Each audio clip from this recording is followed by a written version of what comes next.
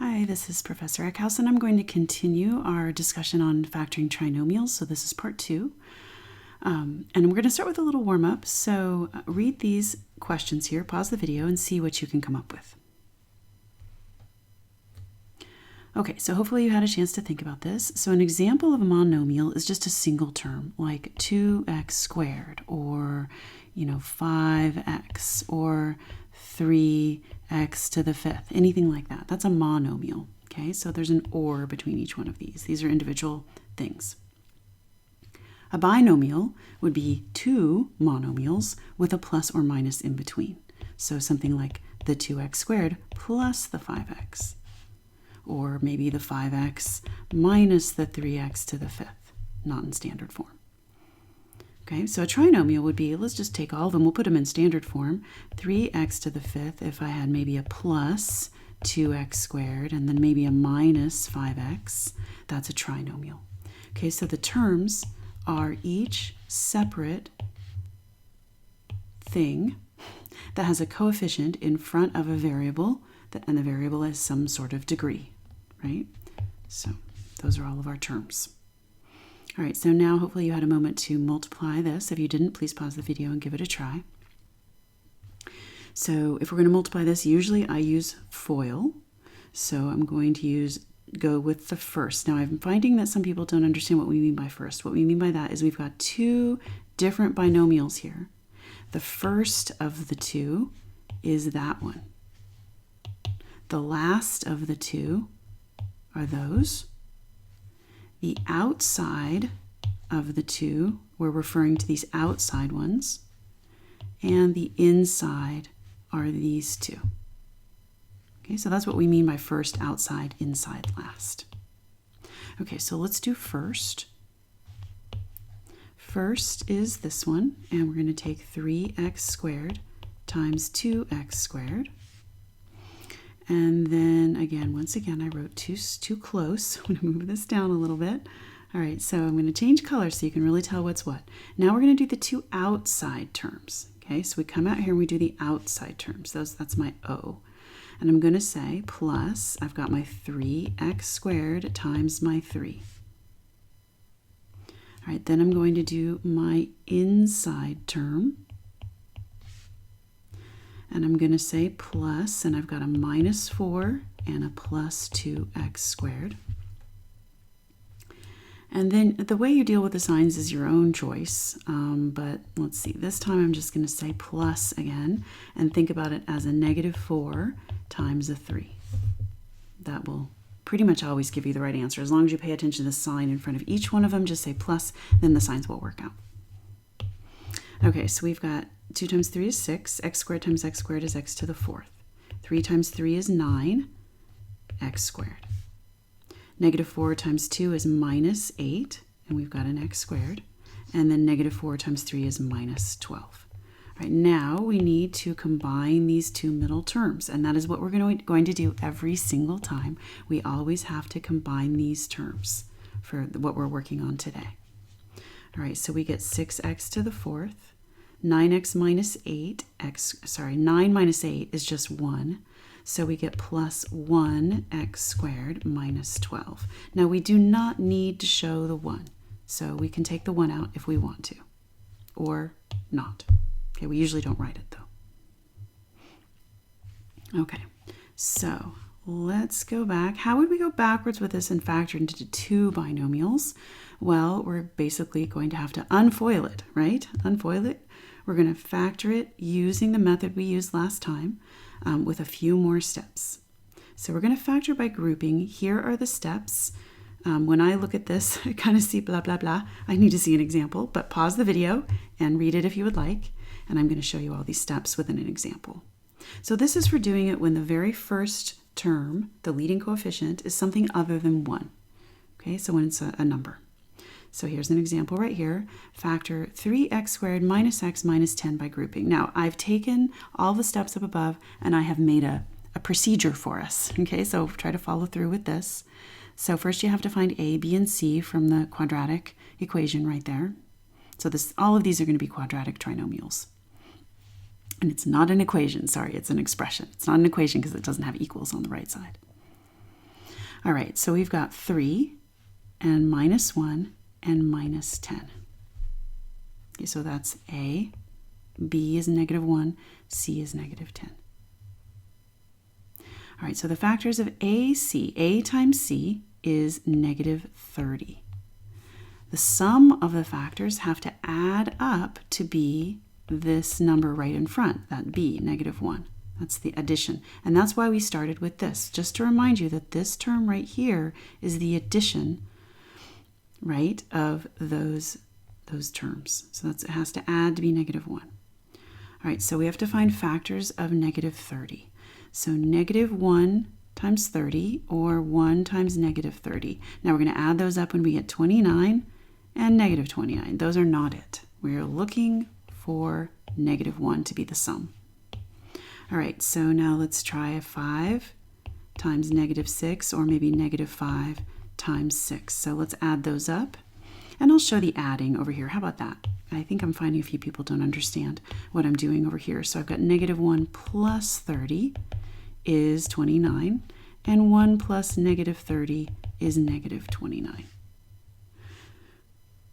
All right, so next we're going to try what's 5 plus negative 6, adding the two factors, and I get, there it is, negative 1.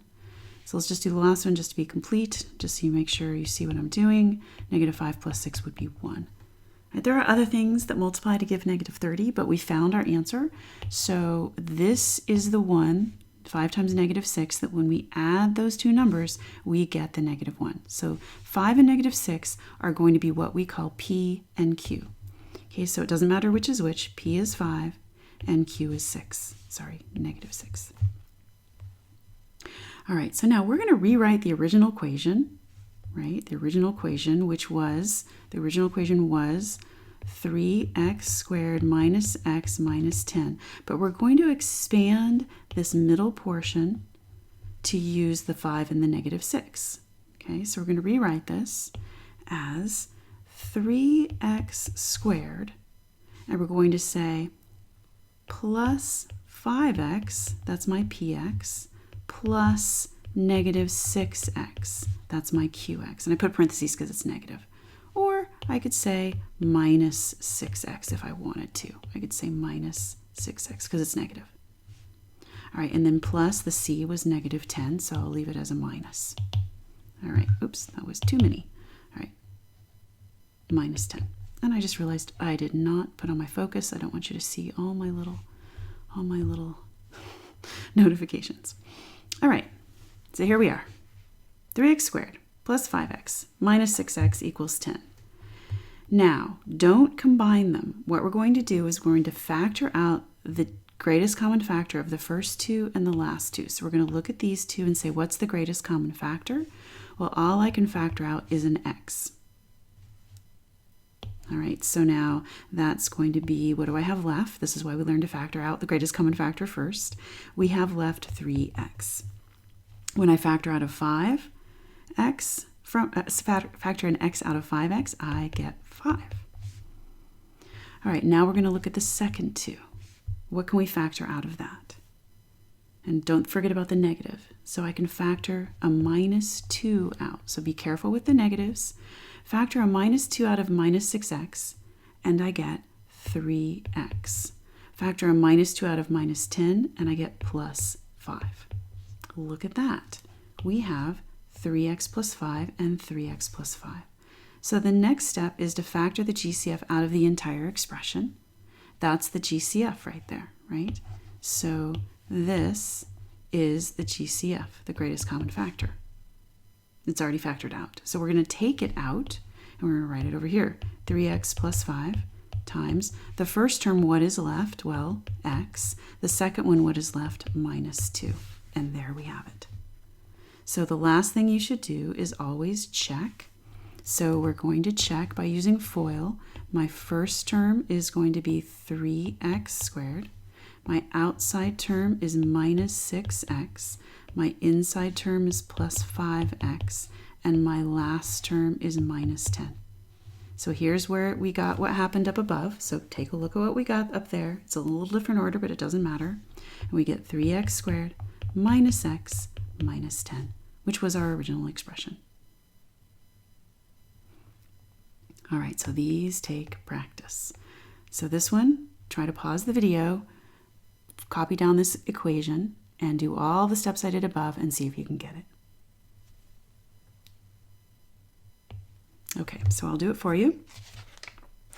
We've got A is 2, B is 11, and C is 12. So the factors of A times C is 24. The sum of the factors is going to have to be 11. Now, there's no negatives here. Notice, everything's plus, so I do not have to worry about any negatives. All right, so yay, no negatives. So I'm going to start with 1 times 24, and then 2 times 12, then 3 times 8, and 4 times 6. Okay, so I think I got them all actually. So let's see what the sum of those is. 1 plus 24 is 25, not it. 2 plus 12 is 14, also not it. 3 plus 8 is 11, we found it. So we can stop. Okay, so it's these, 3 and 8. That's going to be our P and Q. So we've got P is 3 and Q is 8. Now our original equation was 2x squared plus 11x plus 12. And we are going to rewrite the 11x with the P and the Q. Okay, so we've got 2x squared plus 3x plus 8x plus 12. And believe it or not, this works either way. If you put the 8x first, you'll still get the same two factors, just in a different order. All right, so now we're going to factor out the greatest common factor here, and that is an x. That's all you can pull out. And we're going to multiply that times what times x equals 2x squared? 2x. What times x equals 3x? 3. Double check, multiply them, make sure you get these two numbers up above. All right, then we're going to do plus because everything is plus, so we don't have to worry about any minuses. Plus, and we're going to look at what is the greatest common factor here. And we get the greatest common factor is 4. So I'm going to pull out a 4. All right, so pulling a 4 out of 8x. 4 times what is 8x? And we get 2x. 4 times what is 12? That is 3. And look at that. We have, and it should always happen. If you don't get the same thing, you did something wrong. All right, so we got the same thing. That is our greatest common factor that we're going to pull out. That's our GCF that we're going to pull out.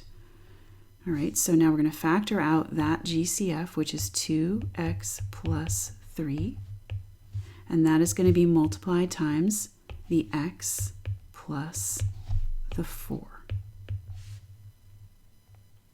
All right, so now let's check our work with FOIL.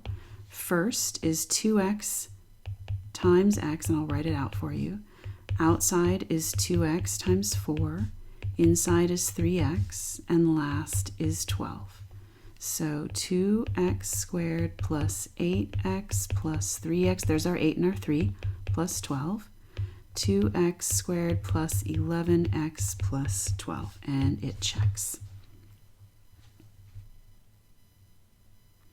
All right, example 13. Again, this one has a minus in it, so try this one without me and see how you do.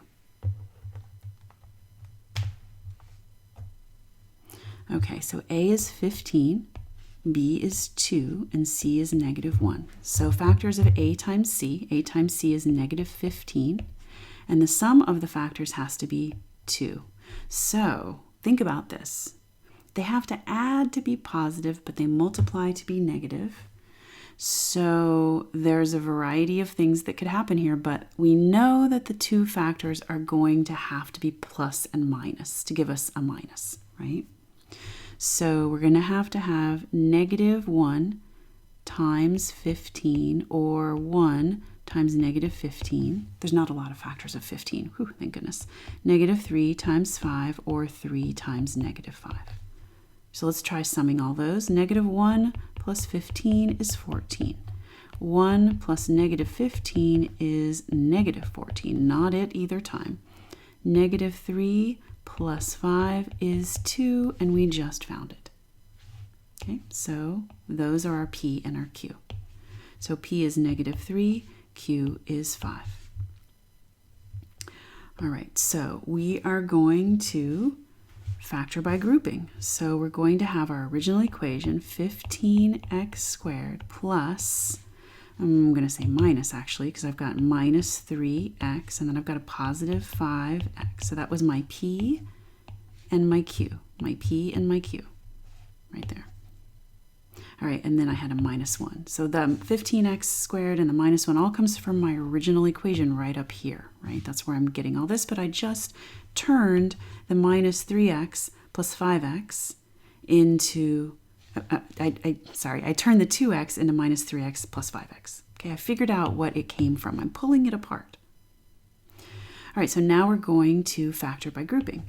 So I've got this half, and I'm going to factor out a 3, not a negative 3, because we don't really like it when the first term is negative. We're just going to leave it positive. So we factor out a 3, and we get, oh, and we can factor out an x. So factor a 3x out of 15x squared, and I'm left with 5x. Double check, do they multiply to give us 15x squared? And they do. All right, now I'm going to pull a 3x out of minus 3x, and all I'm left with is minus 1. Oh, and look over here, we've got 5x minus 1, and there's nothing to pull out. So I'm just going to say plus 5x minus 1. So you can see parentheses, so you can see what the group is. So we have our greatest common factor right here. And don't forget, there is a 1 right here, right? So keep that in mind. So we're going to factor that 5x minus 1 out. And what are we left with here? Well, we've got our 3x plus, well, it's just a 1 because it's just 5x minus 1. All right, so let's double check that to make sure we're getting what we think we're getting. So the first term is 5x times 3x. That's 15x squared. You think I'd learn. All right, and then we've got our outside, and 5x times 1 is 5x. And then we've got our inside, negative 1 times 3x is minus 3x. And look, there's our two terms that make up our 2x. All right, let's continue on. Negative 1 times 1 is minus 1. All right, so we get 15x squared plus 2x minus 1. Was that our original equation? Yes, it is. There it is. So it checks, and we did it right. So our answer, just to be very clear, is our factored form is this right here. All right, next one. Let's try factoring this one. So A is 7, B is negative 16, and C is negative 5. Why don't you pause the video and see what you can do with this. All right, so A times C is negative 35, and the sum of the factors has to be negative 16. So what are the factors of 35? Well, negative 35 has to be negative. At least one of the two has to be negative. All right, negative 1 times 35, and 1 times negative 35. And then we've got 5 times 7, so negative 5 times 7, or 5 times negative 7. So when we add these up, negative 1 plus 35 is 34. 1 plus negative 35 is negative 34, not it. Negative 5 plus 7 is 2, and 5 plus negative 7 is negative 2. We're looking for negative 16. Did we forget any factors? No, there's no more factors of 35. That is it. So what this means is this is not factorable. You would have to use the quadratic formula or something. I'm not sure what the answer is, but it might be a complex imaginary number kind of thing. Okay, so it's not factorable. So if this happens to you, don't throw up your hands and walk away. It is not factorable. All right, thank you for watching.